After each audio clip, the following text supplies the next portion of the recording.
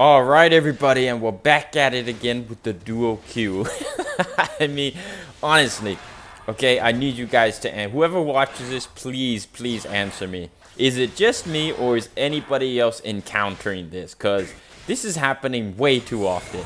I mean, since last season, even since in Diamond last season, man, I continue to have this problem with dual queue players, and I can't be the only one that's encountering multiple duos in a lobby. Like, this is basically four players that are duoing, right?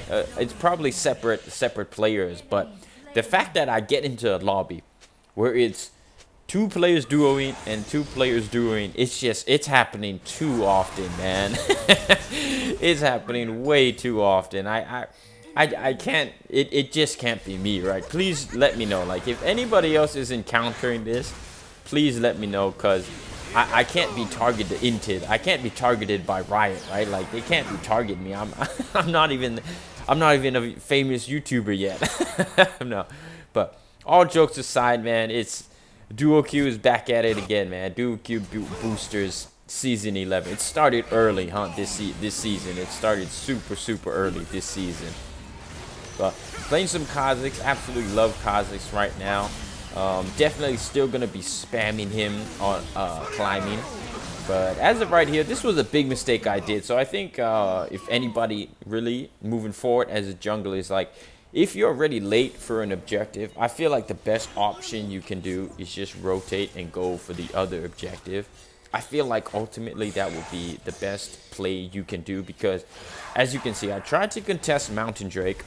We lost the objective, we lost the team fight, and then right here, they get Rift Hero, nice and easy, get first turret. So overall, just bad decision making overall on my part. Like, I should have, and right here I didn't even notice the tornado. I honestly, I remember playing, I was like, what in the world hit me?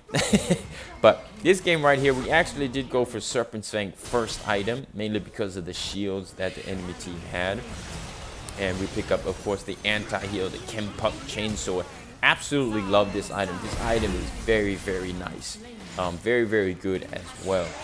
But I am actually very enjoying the new items, the new season, man. It's really nice, especially with the new items, bringing a lot of like multiple builds into the game. Just the only thing, the only thing I do not like that what they have done is they basically made BMO Timo skin for free. And I have a bunch of hooligans now in my lobby playing BMO Timo because they get that skin for free. It's absolutely ridiculous, man. I hate the fact that they did that, because, I mean, granted, Timo, he's a very annoying champion to play against, right? Like, shrooms everywhere. I'm going on a rant now about, not even about this game, but, man, Timo, bro, BMO Timo, the fact that they made that skin for free. As right here, we dodged the arrow, but we actually just jumped right into it. And the enemy team do have a Yuumi as well. Yuumi is completely broken, man. I don't care.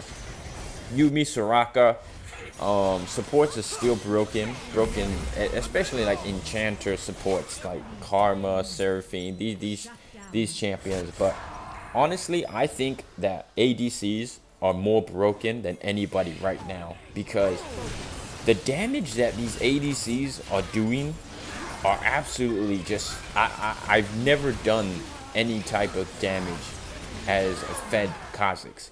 The most damage I've ever done is like 1k damage to as right here, Samira just doing Samira things. It's I really don't know what that champion does. Like, out of all the champions in the game, I'm like, what does this champion do? Like, what do her abilities actually do?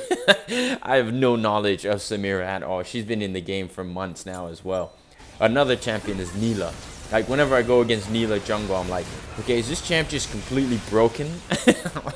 Like, I have no clue what Neela and Samira do. I don't think I've ever read or even clicked on their icon to just spend at least 3 minutes of reading what their abilities or what the champions do. But right now, the game absolutely competitive. We're playing from behind. It is 18 to 26.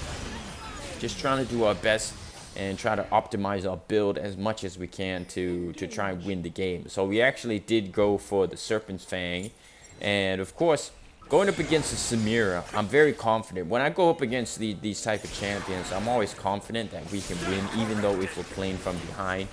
Mainly because a lot of these champions, like Neela, like Samira, when it comes to objective securing, they're not that good.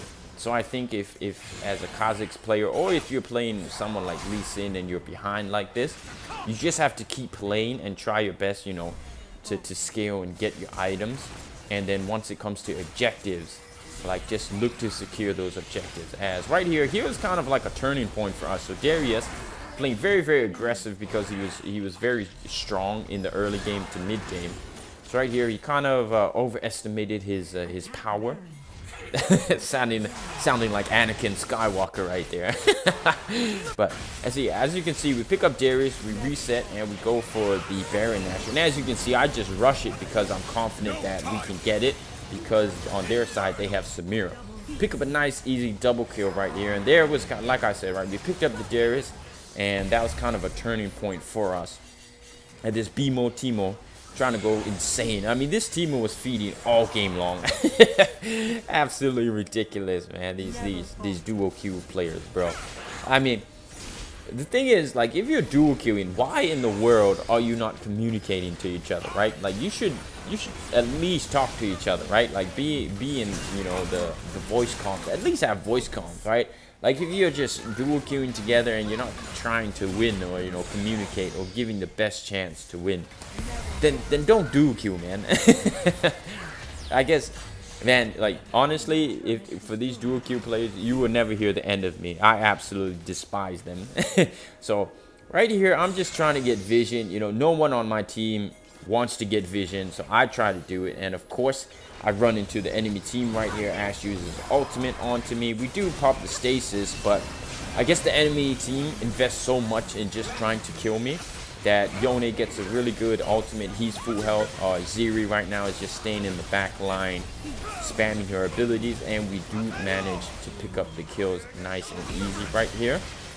So while the enemy team invested a lot to just pick me off, my team did very well in just staying behind and securing the kills. As you can see right here, I understood what I did. Like, it was pretty stupid of me to kind of go in like that, but at the time, like, nobody on my team wanted to do it, you know. So I felt that, okay, I should probably try to get some vision because the Elder Drake was spawning up.